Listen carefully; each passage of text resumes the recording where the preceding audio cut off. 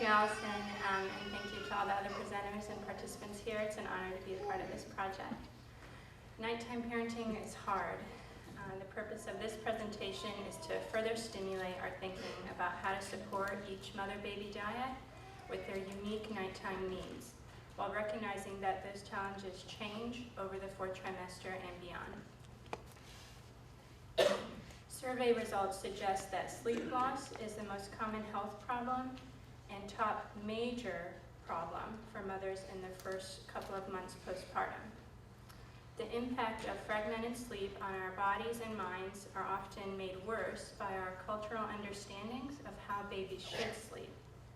For many, infant sleep is considered a battle, and some people project morals onto babies as a result of that. So good babies are the ones that sleep for long periods of time. However, prolonged periods of sleep are not developmentally appropriate for infants in the first few months. And no one is saying that a full night's rest wouldn't be helpful for women's recovery and functioning. So again, parenting is not easy, especially for women. But let's let babies sleep like babies. Infants do not yet have day-night rhythms, and that comes over time. Babies need to feed frequently because they have small stomachs and our milk is digested pretty quickly. So intensive care is needed during the day and the night. So there's a balance between self and infant care. Families meet these needs in a variety of ways, and in doing so experience different sleep arrangements. Infant sleep locations often vary over the course of a single night and definitely over time. These interactions are personal and reflect women's goals, needs, and constraints. Let's better support them in this inherently challenging process.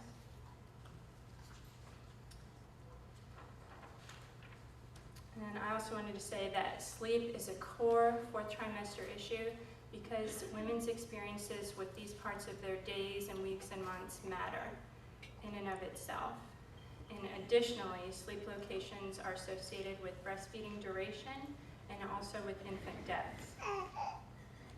We have poor evidence in communication about infant sleep, due in part to the various terms we use to describe arrangements and the lack of agreed upon definitions.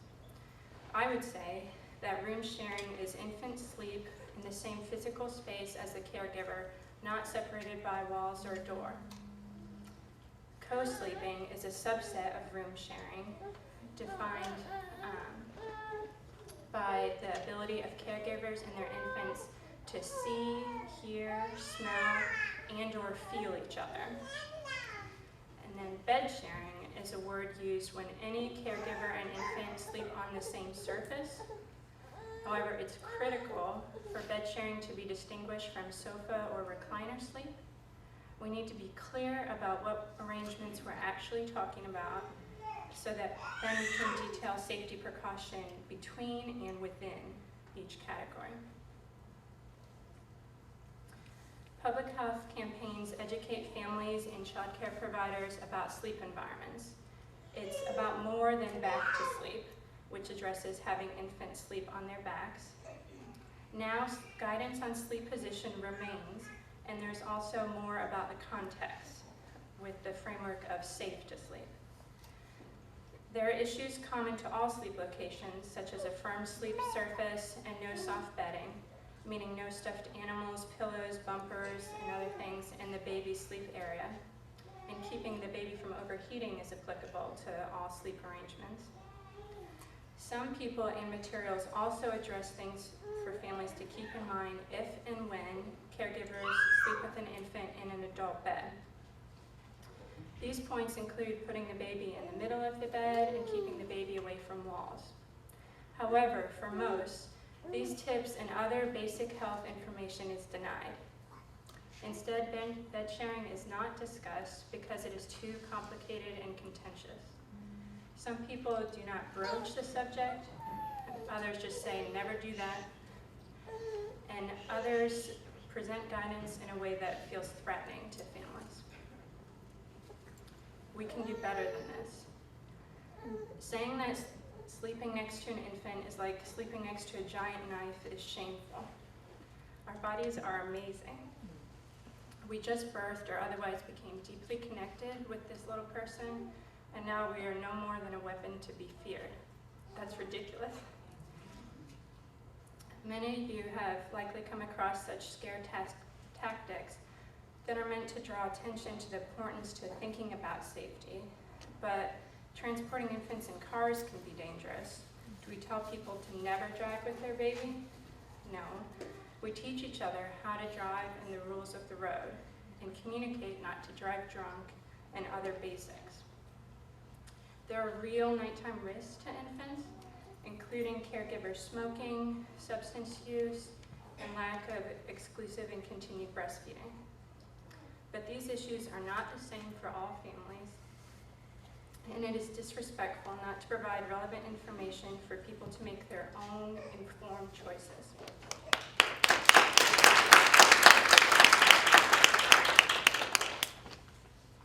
Fear of bed sharing and lack of awareness of effective alternatives can lead to sleep in sofas and recliners, and those can never be structured safely for babies. The American Academy of Pediatrics will be issuing revised sleep environment guidance this fall or later in 2016.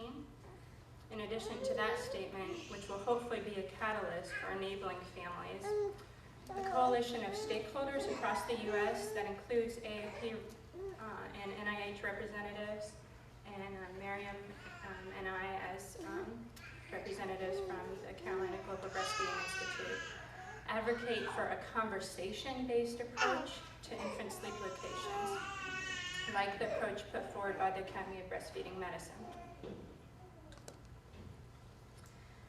We need to study how mothers and others experience nighttime, especially those with limited mobility in the days and weeks after childbirth, such as after cesarean section. Also, there are great disparities in sleep-related risks and outcomes, so working with the populations most affected is central to progress. With the benefits of close proximity for infants and the overwhelming lack of support for bed sharing, to what extent do families use three-sided cribs or co-sleepers in the home? Do they purchase these items, or do they modify standard cribs by dropping down a side and pulling that up against the bed? Documenting how people actually use furniture during nighttime is essential. And to do that, we can set up infrared cameras in the home and combine that with interviews and physiological monitoring, such as measuring babies' heartbeats, hormone levels, and other measures. This multiple method data collection is important to putting issues in context and needed because we don't always communicate what we do, either because we're too tired to recall the details of what happened, we didn't see it, or because we're unsure of how others will respond. Definitions of infant caregiver sleep arrangement should be established through a collaborative process so that we all understand what is meant by room sharing, co-sleeping, bed sharing, and recliner or sofa sleeping. That way we can talk with families about improving safety in each of these settings, and public health officials and researchers can compare findings. There's often too much confusion about what we're describing to draw meaningful conclusions for preventing harm and promoting safety. Let's respect families and provide non-judgmental safety guidelines that cover the variety of sleep locations that they will likely experience for daytime naps and nighttime sleep. Eliminate scare tactics and promote informed choice. It's difficult to implement and inspire change when we as researchers and healthcare professionals were raised in a culture that expects infants to sleep on their own and expresses fear and frustration when that is not the case. We should also assess the impact of lack of effective communication, both on sleep practices and other access of healthcare with those providers. If I don't feel like I can talk to you about something that's real for me, then that's not conducive of sharing other personal information. In conclusion, the fourth trimester is a sensitive and very impactful time. The way that we word messages to mothers and others matters. The information they receive can either drag them down or lift them up. This care requires training and time. Mothers shouldn't have the burden of seeking out clinicians who can speak to the realities of infant sleep or feeding practices. These are key health messages that all professionals should address in an evidence-based manner.